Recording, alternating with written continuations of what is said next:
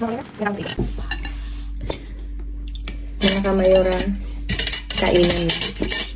Kain na kami ni Konsehala. Anak ko ang pangsandok nitong suka. Ayan. At tayo maritisan with Konsehala. Ano bang pagmamaritisan natin, anak? Masyadong malamig, mga kamayora. Kaya hindi tayo nag-dive. Sino mo yun? Sinandok. Gutom na gutom. Gutom na gutom, ha, Konsehala. Gusto niya ganito yung mga gusto niya rin pagkain.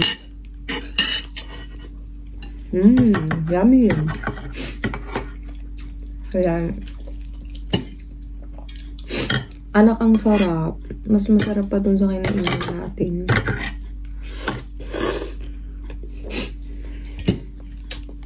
Narinig niyo ba yung si Mama? Ano ka ba? This is me. It's not you. It's me. Pag ako sinandukan niya, konti lang. As in, konti lang ibibigay niya. Hindi ko yung... Ako naman yung nagtatrabaho. Sabi ko anong nakaraan, sinandukan ako ng pagkain. Gusto ko parang pagkain ng kuting. Sabi ko sa kanya, anak, ako nagtatrabaho. Hindi niya mauubos. Minsan kasi hindi ko nauubos. Tapos, ayaw niya akong bigyan ng pagkain. Nagpapataba nga ako. Kasi nagre-reklamo ka mo pag nagpapamataba ka. Ha? Saan mo naman na... Itira mo lang kay Papi, Matigisa tayo dyan. Tawag lang, alin? Ayun. Kunin mo. Itira mo lang kay Mayor, Ito yung pansit, saka yung gulay. Lugod ka doon mo. Joke, Mayor. Uwi na. Hindi na kami galit.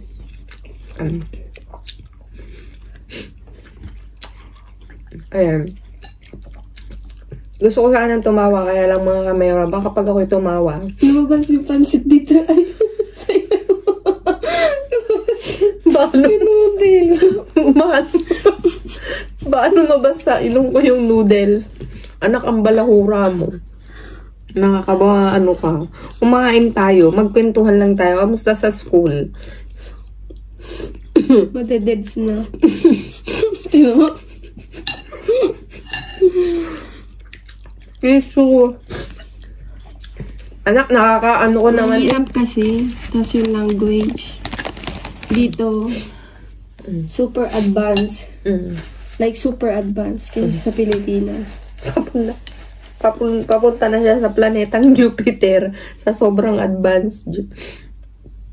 Mahirapan, mga mayora. Sabi ko nga sa inyo, hindi na natutulog na naman. Yung parang exam para makapasok ka sa university, exam siya ng mga nagmamaster sa Pilipinas. Yung kailangan mag-license na, gano'n yung exam. University pa lang yun. University pa lang yun na, mga mayora. Dito pa lang master, one year lang. Kaya, maraming nagmamasteral dito, mga mayora, kahit yun nasa Pilipinas. Dito sila nagmamaster. Pero sa English, di ba yung anak ni Sino may anak? Si Aga Mulak. Sa English sila English school. English school daw.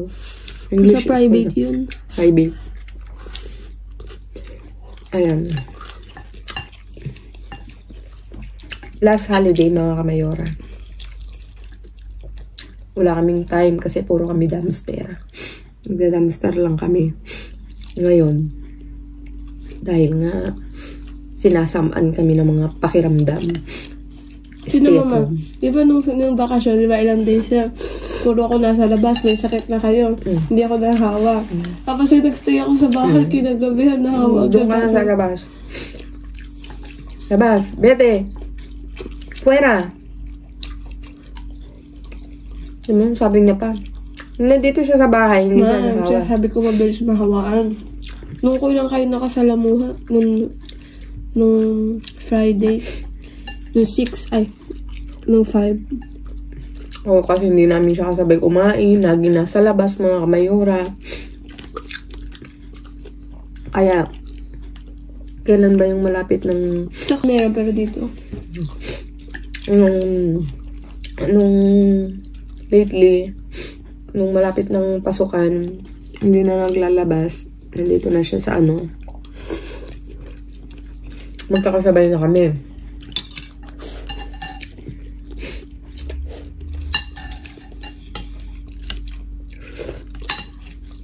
Kamusta ang ano? Ayun mga kamayora. Babalik na siya sa ano, sa painting class sa Friday. Bukas may painting class na siya sa bukas. Tapos sa next Martes, swimming naman. Yun lang naman yung buhay ni konsehala. Kasi i-share ko sa inyo, may vlog akong i-share last year. Nagkaroon kami ng so stress na ano sa kanya, na findings mga kamayora, kasi i-share ko sa inyo kung ano yung cause, saan nakuha, ano yung mga ginawang test sa kanya. Kaya i-share ko yan sa inyo kasi maganda rin siyang aral mga kamayora. Etong vlog na to is dito ko nang umpisahan. Ito yung part 1 ng paano namin na-discover na si konsehala, si Mika ay nagkaroon ng thyroid. Ayan. Yan yung ano bang tawag dito? Diyan ako ini-stress ng bongga mga kamayora kasi ang tanong ko, bakit siya? Wala naman kaming lahi, wala naman kaming saan nakuha, anong prevention ang gagawin, yun kaagad ang mga katanungan ko noon kasi nag-start to. Ayan. Ito yung part 1 mga kamayora. Dito ko na i-share hanggang sa lately kasi syempre anak ko to na inoobserbahan ko. Sabi ko, anak, bakit parang lumulobo ka? As in, konti lang siyang kumain pero sabi ko, bakit ang taba-taba mo? As in, ang taba-taba niya. Yung, hindi ko alam kung may problema ba yung mata ko o hanggang sa sabi ng mga kilala ko, katrabaho ko, tumataba si Mika. Diyos ko, na-alerta ako. Diyos ko, baka buntis ang anak ko. Yun yung kagad ang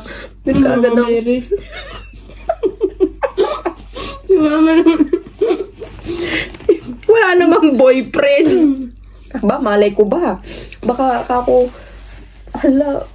alam nyo talagang ang nanay, iba talagang mag-isip eh. Siyempre, pag nananaba, ang kagad pumapasok sa yung makabuntis yung anak ko. Sabi ko pa, sa kapraningan ko,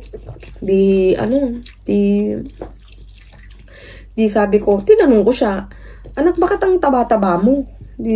Nag-away nga kami araw-araw eh. Kasi ang taba niya talaga, as in, tumaba siya. Yung parang hinihipan ng lobo. Summer yun. Sabi ko, imposible namang mabuntis to. Wala namang wala namang boyfriend. Sabi niya nga, si Mama Mary.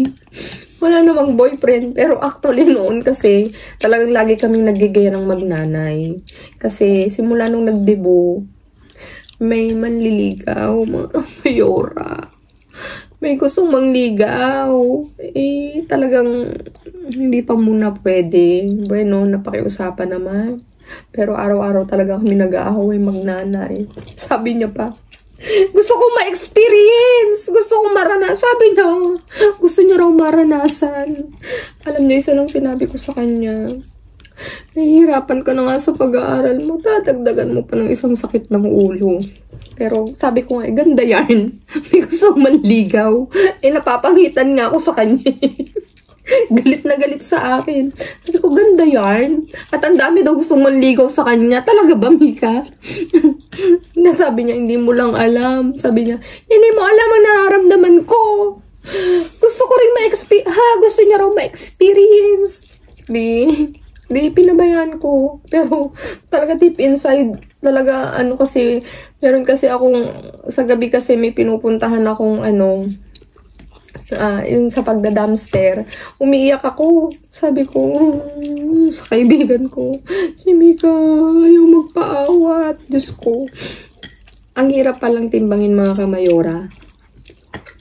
Kasi, yung pagnanais niyang maranasan, syempre, bilang mother, masakit kasi gusto niyang maranasan pero ikaw humahad lang.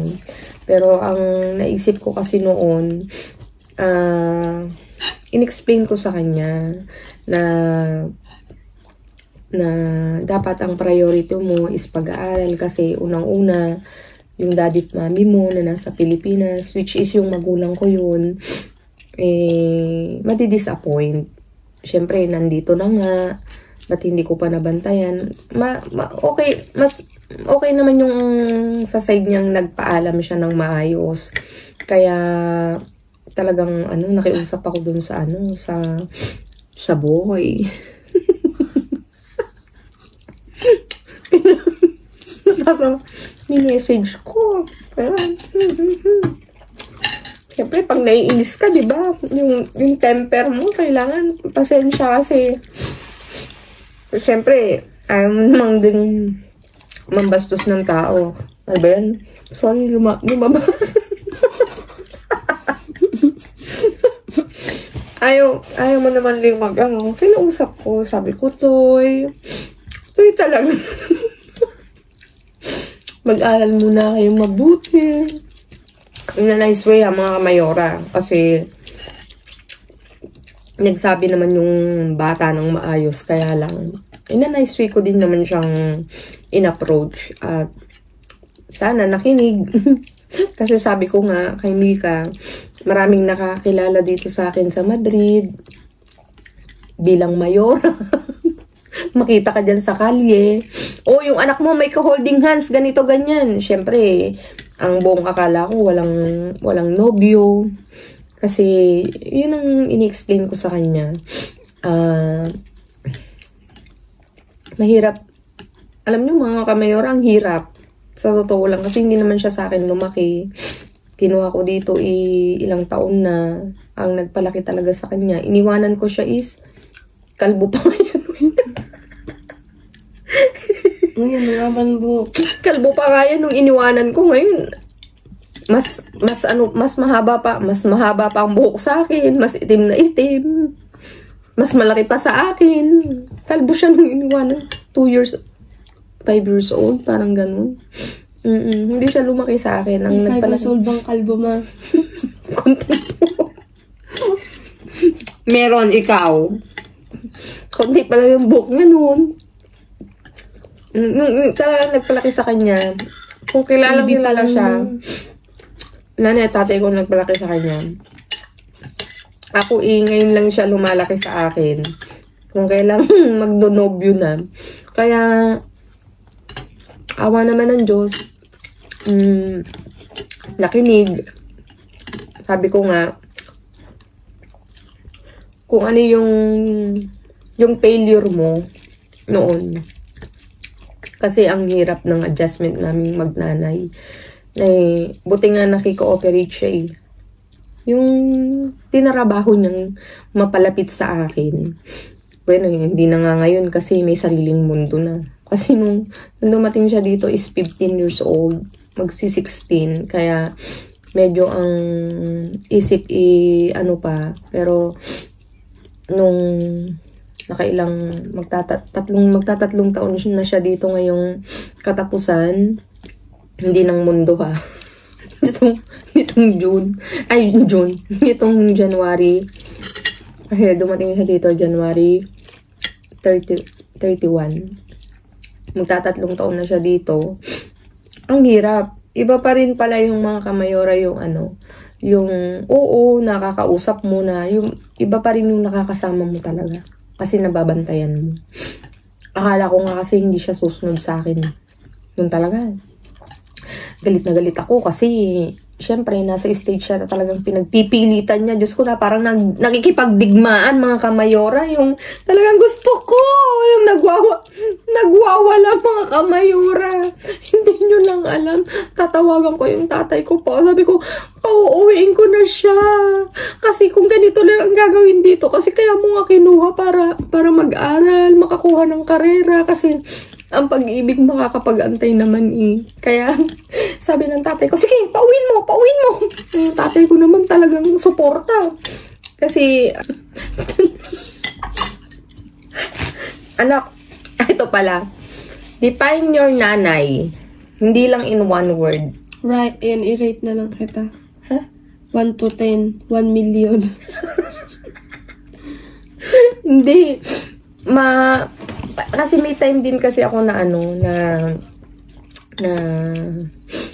may sarili din ako mundo. Minsan ayaw ko nang kausap. Yung paano nakuha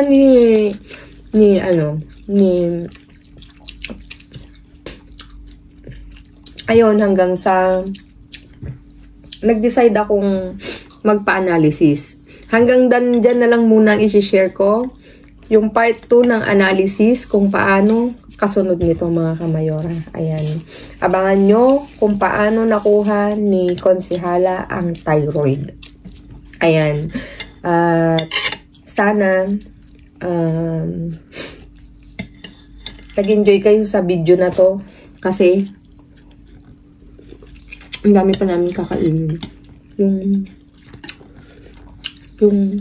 Yung maritisan kasi namin magnanay. Sa amin na yun. Bawal camera. Kasi baka madimanda kami. Bueno, yung maritis naman namin is about sa school niya.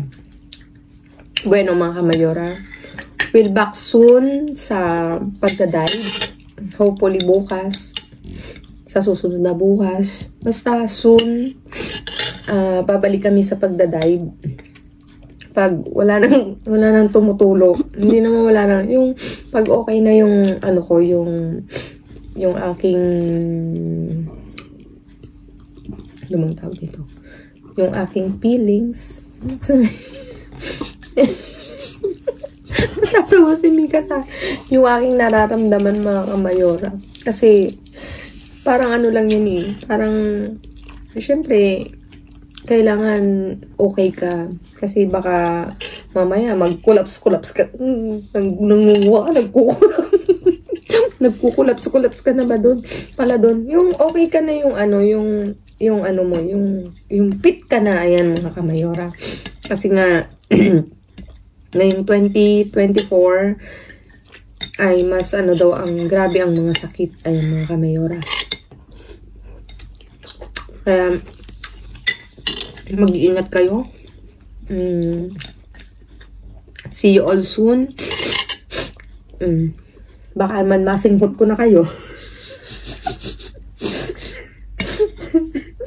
See you all soon. Stay safe, stay positive, stay kind, mga kamayora. At enjoy life, mga kamayora. Dahil hindi natin hawak ang ang susunod na araw. Ayan. Kaya piliin natin maging, ay, Diyos ko Lord, piliin natin maging mabuti. Ayan. Piliin lang natin, kahit hindi nakabuti-buti ang lahat, piliin palagi, mga kamayora. Dahil lagi nang sinasabi ko sa inyo, mga kamayora, gumawa tayo ng mabuti, walang bayad, pero napakadaming sukli niyan. In a very, very unexpected na pagkakataon. Kasi talagang itong pagpasok ng taon na to, mga kamayora, maganda yung pasok ng taon sa akin. Dahil yung mga petitions ko, yan, isa-isa na natutupad. Kaya lagi tayong magdadasal, mga kamayora. Ayan. Stay safe. God bless everyone. And see you on the next vlog. Tabu. Kakain muna kami. Like. At like. Share. Do share. Dahil kapag shinare nyo to, maraming mag-good vibes. Hindi na mag-good vibes, baka maaasar pa. Magiging basher. Bawal na maging basher mga kamayora.